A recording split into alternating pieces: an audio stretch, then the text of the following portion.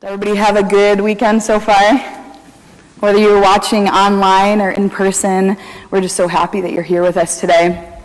So during this time, I just want you to be thinking about who your hero is and what makes them a hero to you. One of my personal heroes is a woman named Harriet Tubman. Maybe you've heard of her before. In fact, before we knew we were having a daughter as our second child, I really wanted to name our future child Etta, short for Harriet.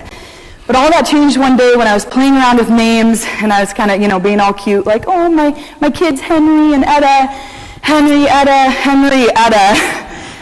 You guys know is a random suburb in the city of Rochester, and it's not necessarily embarrassing, but it's more, slightly uncomfortable. It'd be like somebody living closer to the west side naming one of your kids Spencer, the other kid Port. Like, no one would do that. That's too far, I hope. Sorry if I offended anybody if you did. But it's just a little uncomfortable. I don't want to be in the future, yelling my kids' names at the playground. Henrietta, come here. People are like, this lady's obsessed with this random suburb. Either way, Harriet Tubman, even if I couldn't name my future daughter Etta, at least for now, she's a hero. And she's a hero for a lot of reasons. And maybe the person that came to your mind when you thought of a hero, maybe they have some traits in common. One of the most outrageous aspects of the history of abolition and the civil rights movement is the impossibility of it all. The impossibility that things would ever get better, that people's hearts could truly transform, the impossibility of a few good people, a few good, brave people changing the world. Now, Harriet was a hero because of what she fought for, what she sacrificed for and hoped for. She saved so many lives doing what all of us are called to do, to go where God calls us to go and rescue as many people as we can along the way. She was a courageous and persevering woman. She said, I would fight for my liberty so long as my strength lasted, and if the time came for me to go, the Lord would let them take me. Harriet firmly believed that this impossible feat in front of her was worth dying for. But we can't stop there because she also believed that this impossible dream was worth living for. In every painstaking, terrifying moment, this impossible dream of escaping slavery, of finding freedom, of bringing others along to experience the same was worth living for. In every terrifying moment, every minute of crippling anxiety, every gunshot heard in the distance, every mile walking with blisters and sickness and pain, the debilitating fear of being caught and tortured. And her integrity and bravery reminds me of somebody we might remember from the Bible, and that person's name is Daniel. So we'll be reading out of Daniel chapter 2 today, and before we get started, I just want to give us a little bit of background. It's year 2 of King Nebuchadnezzar's reign. And Daniel, who's still a teenager at this point, is an Israelite refugee living in Babylon against his will.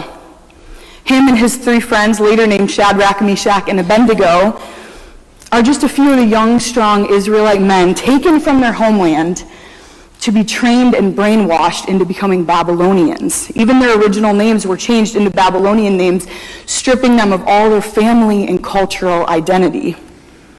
Most commentators place Daniel somewhere in his 3-year training program when all of this is taking place. And the chapter opens with King Nebuchadnezzar having just this disturbing dream that really frustrates him. And he commands all of his wise men, his magicians and astrologers, to not only interpret this dream for him, but to repeat it, because he didn't trust that they weren't just pulling that interpretation out of nowhere. So he demands them to solve this dream for him. And eventually he's so frustrated and so distraught that he commands them, if they don't do this, they are going to be caught and executed. And of course they couldn't meet his impossible demand. Who could meet that demand? So the king put out a decree. Every wise man, including Daniel and his 3 friends, were to be found and executed.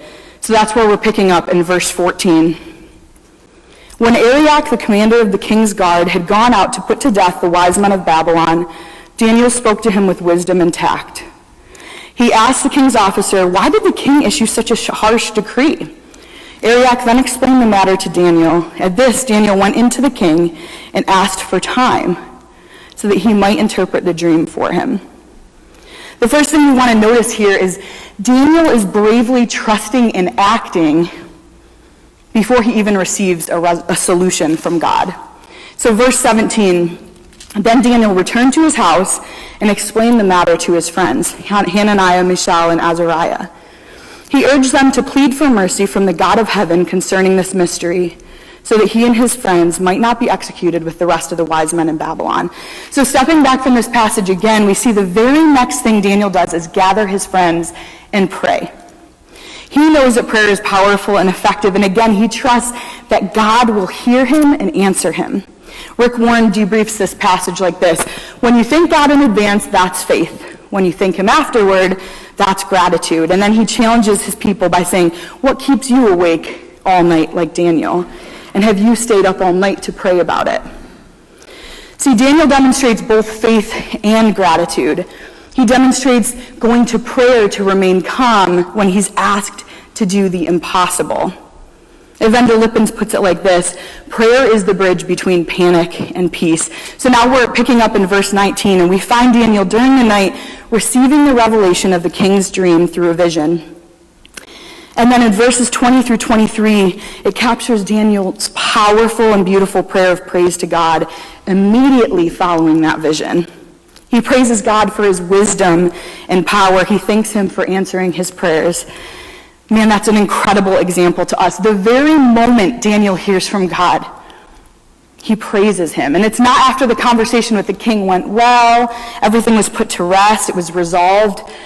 He praises him right in the beginning, before he was out of the clear.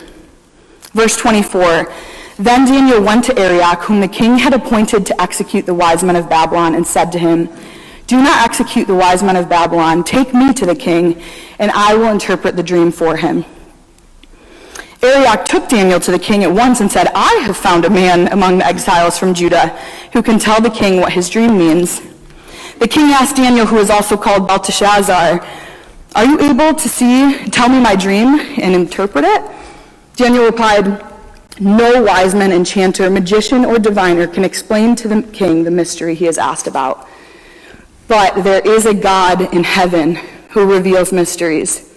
He has shown King Nebuchadnezzar what will happen in the days to come. Now there's a lot to notice in that passage. First, we find Daniel being willing to act right away. He's not talking himself out of anything. Instead, he's obedient to the conscience that God gave him. And he acts not only on behalf of himself and his friends, but on behalf of the other wise men who would have been considered his enemies at the time. And Daniel gives all the credit to God. Unlike Arioch, who is attempting to take all the glory for himself, Daniel, who actually came forward, shows humility and trust. He doesn't boast to protect himself, but instead he rests in his identity as God's beloved. Daniel doesn't take credit to prove himself because God already proved himself faithful to Daniel. And regardless of the counter-beliefs of this powerful king standing before him, Daniel chooses to glorify God in public. So skipping past the dream itself, because it's quite lengthy and we don't have all the time in the world, we find a very shocked and thankful king, someone who's very pleased with Daniel's interpretation. So in verse 46, King Nebuchadnezzar fell prostrate before Daniel and paid him honor and ordered that an offering and incense be presented to him. The king said to Daniel, surely your God is the God of gods and the Lord of kings and a revealer of mysteries, if you were able to reveal this mystery. Then the king placed Daniel in high position and lavished many gifts on him, made him ruler over the entire province of Babylon, and placed him in charge of all its wise men. Moreover, at Daniel's request, the king appointed Shadrach, Meshach, and Abednego administrators over the province of Babylon, while Daniel himself remained at the royal court. So after all this trusting and praying and acting, Daniel simply received. He receives the blessing of knowing that the true God is on his side, that he's connected to providence, power, and peace. And in connection to that blessing, he chooses to bless others. Not only does he ask the king to spare the lives of the other wise men, who we know were deceptive people at that, but he also chooses to elevate his friends when at the end of the passage, he gets rewarded. Daniel knew that the story was never about him, but that God could use him to enrich the lives of others around him and ultimately to bring a pagan king to his knees. There's so much more to Daniel's character than sheer bravery, although a lot of times that's a character trait we need when we're facing the impossible. Harriet and Daniel have so much in common, but their long-suffering natures, their abilities to endure no matter how scary the odds were, and to be hopeful in the face of strong adversity, those were the best characteristics of all. We all face impossible situations. Cancer seems impossible to beat. Broken relationships seem impossible to mend. War and poverty, how do you even begin to wrap your mind around the impossibility of those difficulties? Maybe some of us feel like it's impossible to get back to normalcy or to be whole again after this pandemic. I think if all of us took a moment right now, every one of us could think of at least one area in our lives or in the life of a friend that seems utterly impossible. So what do we do when we're facing the impossibilities? I think we embrace them, like Daniel did. And I think embracing the impossibilities means exchanging our finite abilities for God's infinite power. D.L. Moody says, God doesn't expect the impossible from us. He wants us to expect the impossible from him. In Mark 10:27, a well-known and loved verse says, Jesus looked at them and said, with man, this is impossible, but not with God. With God, all things are possible. And I love this quote from Martin Luther King Jr., another person who exemplifies what it looks like to face the impossible and to live with perseverance. The God whom we worship is not a weak or incompetent God. He is able to beat back gigantic waves of opposition and bring low prodigious mountains of evil. The ringing testimony of the Christian faith is that God is able. So when was the last time you exchanged your finite abilities for God's infinite power? Embracing the impossible also means crying out to God for help, just like Daniel. My family was in an awful car accident when I was 14 years old.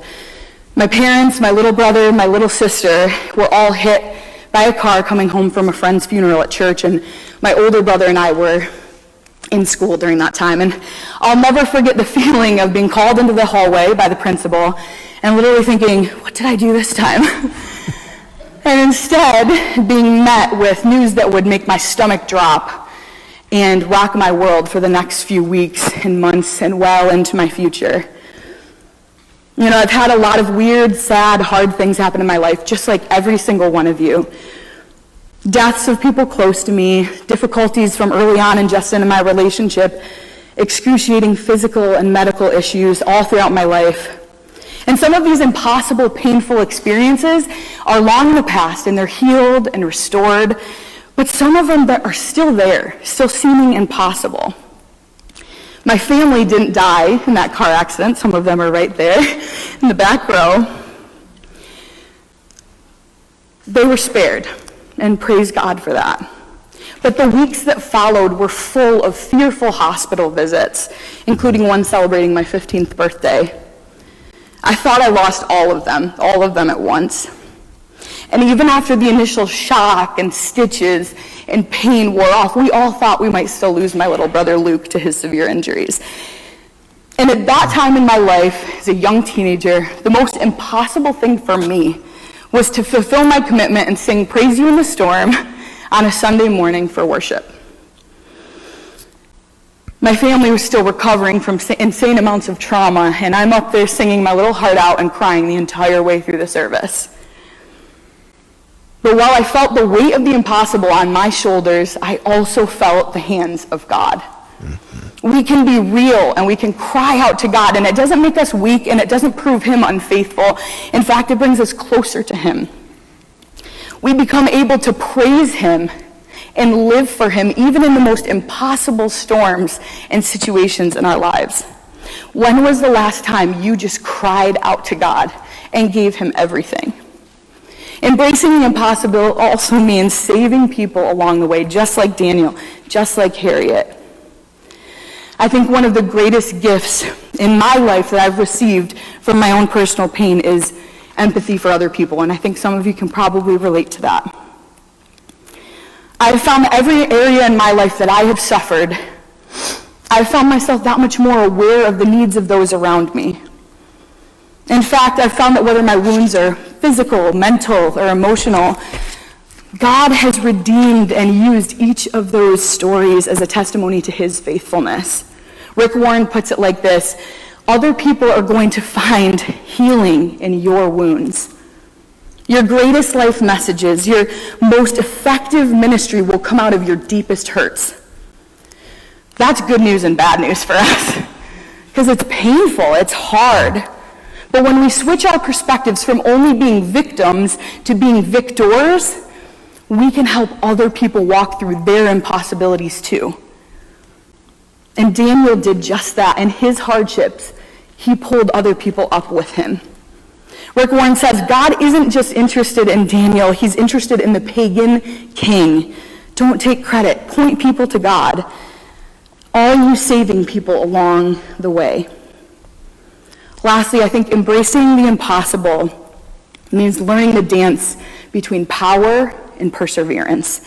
One of the areas of my life that has been a perfect example to me of this balance between having boldness of personality and perseverance of character has honestly been in being a woman pastor. If we're all being honest, though we're in a Wesleyan church that fully affirms and embraces women in leadership, it's still not the most widely accepted career choice in the evangelical world, and even in some Wesleyan churches. In fact, I do face hurt and disappointment almost every time I open up about my calling. Even in my career, I've seen how God has used the boldness of my personality to be able to accept and survive even the toughest blows of discouragement. But I think this simple example is actually so much more than a one-time act of obedience. It's a willingness to put myself through pain over and over again for the sake of God's plan for me, to suffer and to live in the tension that on one hand says, you're hearing the voice of God wrong, you're not even living like a Christian, and on the other hand, the Holy Spirit's kind voice of affirmation. I have to admit, it's really hard when Justin and I speak to people in certain settings and they only look him in the eye as if I'm not there. When they only ask his opinion on leadership and business, music, or pastoral calling. When they only give him job opportunities that both of us are qualified for. It's hard feeling underappreciated and undersupported and sometimes straight under attack for something that God's called me to. Even in my career, I felt like a Daniel sometimes. But I'm not telling you this specific part of my story to gain pity, to have encouragement, and for you to feel bad for me. But rather, I tell you this because we each have daily feats that seem impossible, and this is just one of mine. Doing the impossible isn't about a one-time call and a one-time answer. It's about the daily surrender of a life sold out for Christ. And it's so worth it. Martin Luther King Jr. says this, and I really want you to listen to this carefully because it is so convicting to all of us, I really believe. Courage is an inner resolution to go forward despite obstacles. Cowardice is submissive surrender to circumstances. Courage breeds creativity. Cowardice represses fear and is mastered by it. Cowardice asks the question, is it safe? Expediency asks the question, is it politic? Vanity asks the question, is it popular? But conscience asks the question, is it right? And there comes a time when every person must take a position that is neither safe, nor politic, nor popular, but one they must take because it is right. Embracing the impossible isn't about having a bold personality or a hopeful disposition. It's about endurance. It's believing that the God who called you will also provide for you, and he'll provide for you day in and day out, over and over again. So are you embracing the impossible in your life? Maybe you're here today and the impossible is taking form of a marriage hanging on by a thread. You just can't see how your marriage could possibly survive, let alone thrive during a time like this. Or maybe you're here and you've experienced a tremendous amount of pain, physical or emotional, and people have hurt you and you've felt abandoned and distraught, and you can't imagine what it's like to forgive and move on and heal. Maybe you're here today and you've been trying to get pregnant, and that positive test result has just not happened for you. And you and your spouse's hearts are broken. You think it's impossible to even begin to dream about holding your own baby in your hands one day. Maybe you've lost someone close to you and that gaping hole feels impossible to fill. Or honestly, maybe things are going great for you, but you're starting to feel that ache. And you know God's calling you to something bigger, but it's scary and it seems impossible. So what do? Just like Daniel, we embrace the impossible. We follow his lead, and we believe in God's faithfulness even before the answer comes. We gather our friends to pray about our impossible situations. We praise God for hearing us before the journey is complete. We act in obedience, and we save people along the way. We give credit to God, and ultimately we receive the blessing of knowing the true God is on our side, and it's him who provides us power and peace. There's a lot of impossible out there, and each of us will experience a lot of impossible in our lives, but God, the God of Daniel and Harriet, the God of you and me, will not abandon us in the impossible. He will show himself trustworthy and true, just like he did with Daniel, that all things are possible when he is on our side. Would you pray with me? Lord, we come to you with honest hearts, hearts that are laid out before you, that are hungry for more of you, that desire to purge ourselves of the things that are keeping us apart from you, that desire true, honest communication and surrender. Because Lord, as we've heard today in your word, and as we've heard over and over again in your word, you are the God of the impossible, and any situation in our lives is not too far from you. Lord, there might be some of us here that are struggling with sin or with darkness or feeling like there's no way you could ever love us, that we are too far gone for you. But Lord, you have told us time and time again that that's not true, that all we need to do is run to you, Lord. So I just pray your blessing, your protection over every single person watching online that's in here today. May we hear your voice in a way we never have before. May we run to you. May we remember that you are the God of the impossible, and nothing we have ever done will keep us from you. But that we can also dream big dreams because you are on our side, and you will provide for us every step of the way. Lord, whether it's a marriage in trouble, whether there's someone struggling with anxiety or depression, Lord, whether it's a family issue, nothing is too far for you, Lord. So would we surrender all of those things, put them in your hands, and hope for you day in and day out. May our characters be long-suffering in nature, just like Harriet and Daniel. May we go the distance with you and save as many people as we can along the way. Thank you for your faithfulness, Jesus. In your name.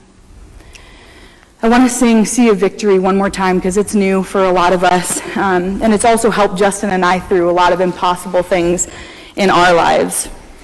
I just want to say this over you. These are words from the song. Whatever weapon has been formed against you, it will not prosper.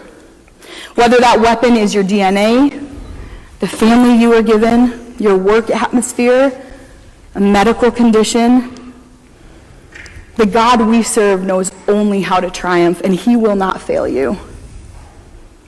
As we sing these words together and apply them to our own individual situations, let's believe that each of us will experience victory when we're facing the impossible in our lives. And let's dare to battle the impossible together with the Lord on our side. Would you stand and sing with us?